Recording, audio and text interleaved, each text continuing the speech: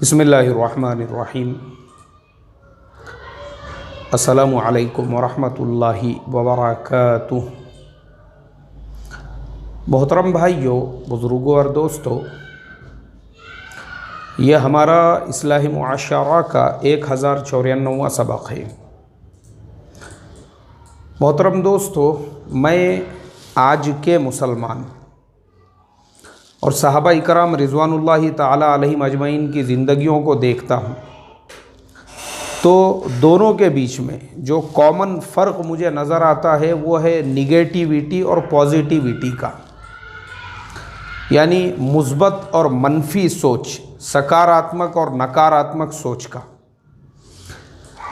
मैं जब देखता हूँ कि सहाबा की जो ज़िंदगी थी, इतने ज़्यादा पॉजिटिव थे सहाबा और उनको वो पॉजिटिविटी मिली थी हमारे नबी अकरम सल्लल्लाहु अलैहि वसल्लम की सोहबत की बरकत से। इतने पॉजिटिव थे, किसी को अपना दुश्मन नहीं समझते थे, सबको अपना समझकर प्यार से, मोहब्बत से, अखलाक से दुनिया के चप्पे चप्पे में पहुंच गए।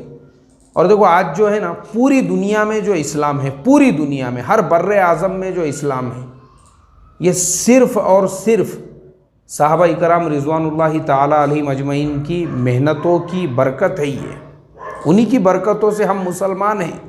हमारे मुल्कों में, हमारे इलाक़ों में, यूरोप में, एशिया में, अफ्रीका में, चाइना में, दुनिया के कोने कोने में जो इस्लाम पहुंचा, वो साहबा इकराम के पॉजिटिविटी की वजह से, उनके सोच की बरकत से। अब आज के मुसलमानों के हालात देखो। आज के मुसलमान का हाल ये है, यूरोप में, एशिया में, अफ्रीका में लोगों को क्या मुसलमान बनाएगा कि ये अपने पड़ोस को, अपना जो पड़ोसी है उसको भी मुसलमान बना दे। अल्लाह हिफाजत फरमाए मेरे मोहतरम दोस्तों। ये अपने घर में दीन नहीं ला सकता है तो दुनिया में क्या दीन को आम करेगा? एशिया, अफ्रीका, यूरोप को कहाँ से मुसलमान बनाएगा? वजह सिर्फ आज के मुसलमान की सोच है। अल्लाह हिफाजत फरमाए। और ये तमहीद जो मैंने बांधा हूँ, लंबी चौड़ी जो तमहीद मैंने आपके सामने बयान किया हूँ, वो ये बताने के लिए कि हम इस बात की मेहनत कर रहे हैं कि उम्मत को पॉजिटिविटी का मैसेज दे और उम्मत के अंदर जो सोच है उसको मुस्बत बनाए और उम्मत को ये बताए कि भाई सबको अपना दुश्मन मत बनाओ रे। अरे मत बनाओ सबको दुश्मन अपना। तुम्हारा अमेरिका दुश्मन है, तुम्हारा जर्मनी दुश्मन है, तुम्हारा यूरोप दुश्मन है, तुम्हारा जो है इज़राइल दुश्मन है। मुसलमानों का कौन दुश्मन नहीं है? अब ज़बरदस्ती का मुसलमान चाइना के पीछे पड़ गए और उसको भी अपना दुश्मन बना लिया।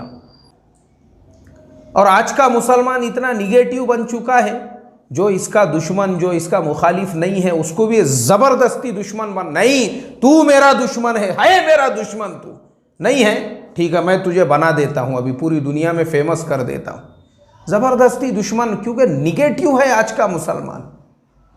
और मैं आपको बताता हूँ, देखो उनको प्यार की नज़र से देखेंगे तो आपको उसी चाइना में कितनी मोहब्बत नज़र आएगी।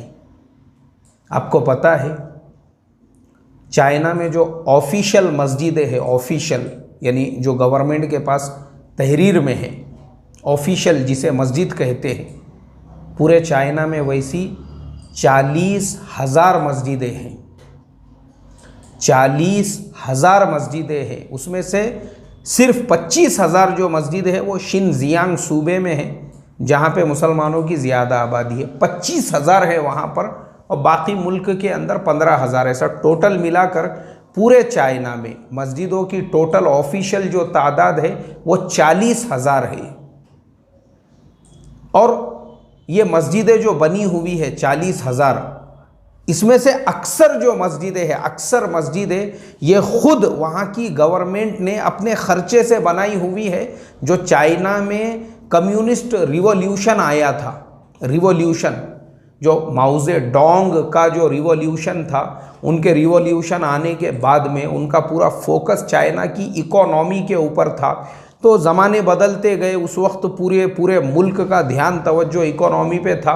लेकिन फिर जब उन्होंने देखे कि भाई हमको ग्लोबल लेवल पे लोगों से रिलेशंस बनाना है, तो हमारे अपने देश में जब बाहर से लोग आएंगे, क्योंकि चाइना का जो सिल्क रोड है वो 2000 साल पुराना है, उससे भी ज़्यादा पुराना होगा। अरब जहाँ से ट्रेडिंग किया करते थे, सिल्क रोड, उन्होंने कहा कि हमको सिल्क रोड को दोबारा से ज़िंदा करना है। अब उसको ज़िंदा करने के लिए उन्होंने क्या किए, वहाँ पे फिर नई मस्जिदों की तामीर शुरू की है गवर्नमेंट के खर्चे के ऊपर। तो वहाँ की आज जो मस्जिदें हैं उसमें से हज़ारों मस्जिदें वो है जो खुद गवर्नमेंट ने अपना जो उनका डेवलपमेंट जो प्लान था उसके हिसाब से उन्होंने बनाई, मस्जिदें बन गई वहाँ पे माशाअल्लाह। और आप जब तक देखेंगे नहीं, जाएंगे नहीं, आपको पता ही नहीं होगा।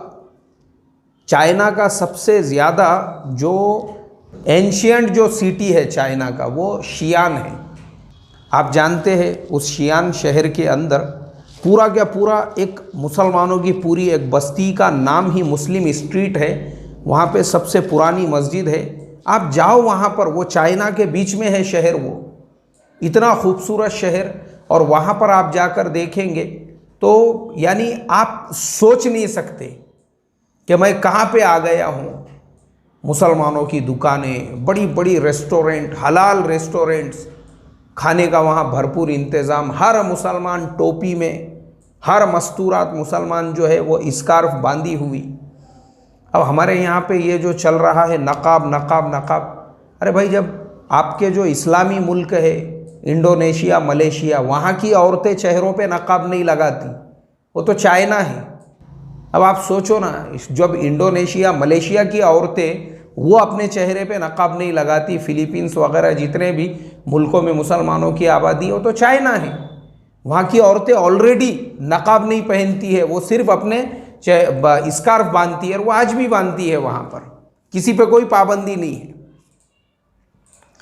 लेकिन हमारे यहाँ पे मीडिया में हम लोग जो चलाते हैं और जिस तरीक़े से हम लोग सोशल मीडिया पे, गलत बात है ना ये, जो चीज़ हमको नहीं मालूम है, जब तुम उनको प्यार की नज़र से देखोगे, उस मुल्क में जाओगे, अरे तुमको खुद पता चलेगा।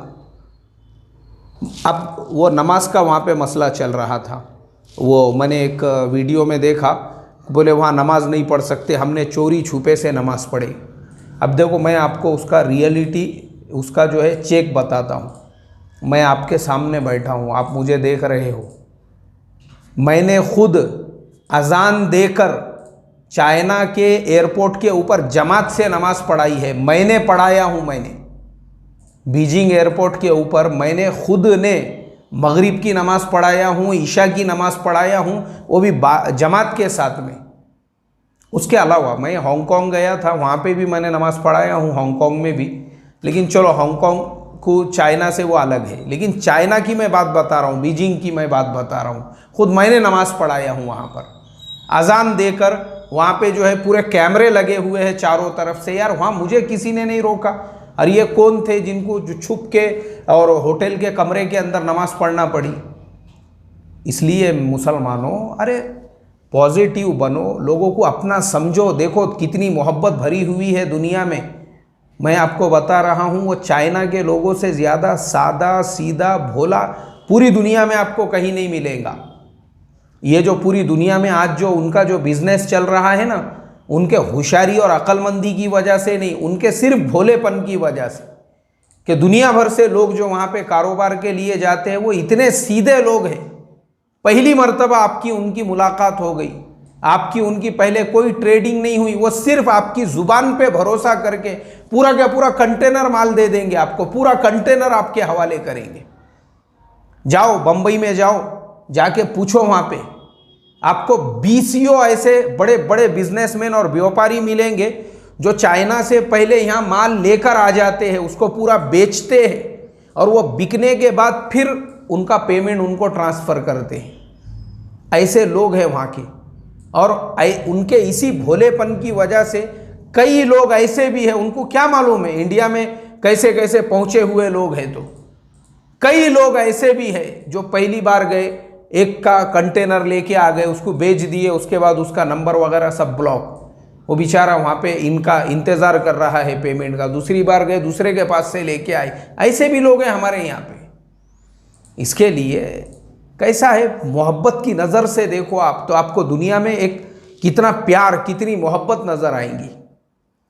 और सिर्फ चाइना का मसला नहीं है, किसी भी मुल्क में जाओ आप। अब होता यह है कि हम अपने एक चौक से लेके दूसरे चौक के बीच में हमारी ज़िंदगी, पूरी होटल के एक एक टेबल पर पूरी पूरी ज़िंदगी जा रही है हमारी, होटल के एक एक टेबल पर। दुनिया देखेंगे तब पता चलेगा।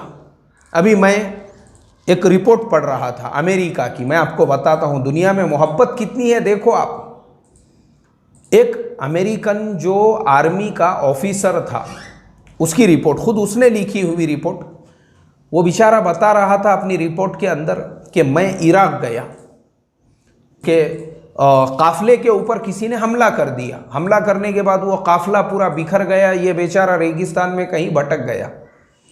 अब रेगिस्तान में जब ये भटका तो एक गांव में पहुंच गया।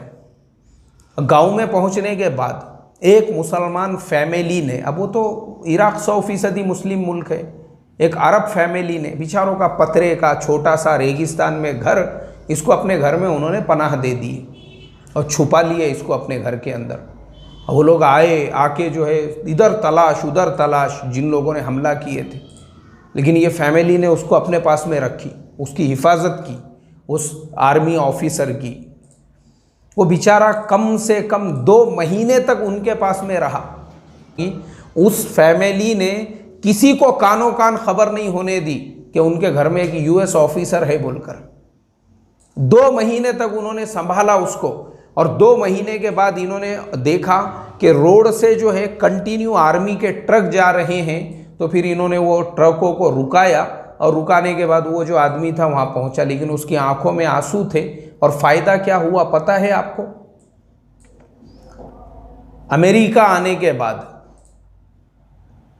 उसको बेचैनी होने लगी, मस्जिद में गया, ईमान में दाखिल हुआ, उसकी वाइफ ईमान में दाखिल हुई, उसके माँ बाप ईमान में दाखिल हुए, पूरी फैमिली मुसलमान बन गई।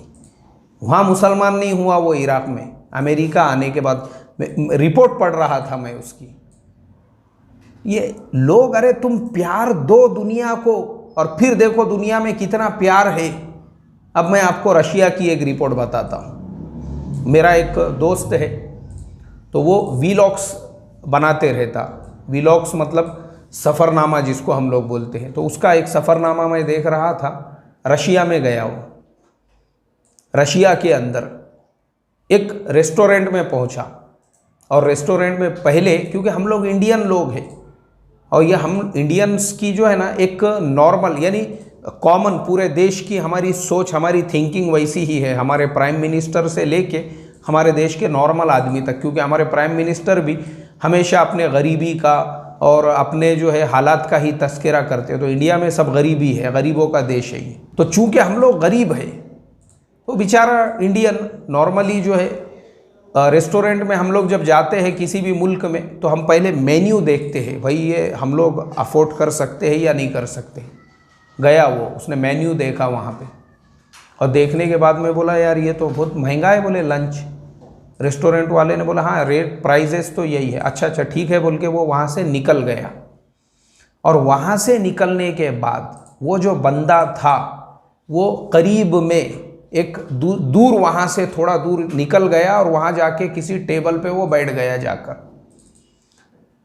मेरे मोहतरम दोस्तों, अखलाक देखो दुनिया के। रेस्टोरेंट का जो ऑनर था, काउंटर पे बैठा हुआ, जो खाना इसने पूछा था कि इतना महंगा है, उसने उसके 2 बॉक्स बनाया, और बनाकर जो है बाहर निकल के उसको ढूंढने लगा। वो कहाँ गया। दूर तक जब वो पहुँचा, देखा कि ये फुलानी जगह पे, एक जगह कहीं बस स्टॉप वगैरह पे बैठा हुआ है। उसने ले जाके उसको दोनों पैकेट दिया। बोले भाई ये तेरा 2 टाइम का खाना है मेरी तरफ से। अरे भाई मेरे पास तो पैसे नहीं थे इसलिए। नहीं कोई बात नहीं है, पैसे नहीं है तो इसका मतलब ये नहीं है कि एक इंसान को मैं भूखा छोड़ दूँ। मैं भी तो इंसान हूँ ना, क्यों इंसानियत मुझे ये सिखाती नहीं है दूसरे इंसान के साथ हमदर्दी करूँ? ये रहने दो। और सिर्फ खाना नहीं दिया उसने, उसको 1000 रूबल का नोट निकाल के ज़बरदस्ती उसके जेब में डाला, अरे नहीं नहीं मुझे पैसे नहीं नहीं रहने दो, कोई बात नहीं, आप मुसाफिर हो। मोहतरम दोस्तों, दुनिया में इतना प्यार है, प्यार, इतनी मोहब्बत है। बस आखिर में अल्लाह ताला से यही दुआ करूँगा, ए अल्लाह हम मुसलमानों को निगेटिविटी से बाहर निकाल, और ये जो तेरी मखलूक है इनका दर्द, इनका प्यार जैसे हमारे आका हज़रत मोहम्मद सल्लल्लाहु अलैहि वसल्लम के सीने में था, हमको भी अता फरमा और सबसे मोहब्बत करने वाला बना। आमीन सुम्मा आमीन। अस्सलामु अलैकुम व रहमतुल्लाहि व बरकातुहू।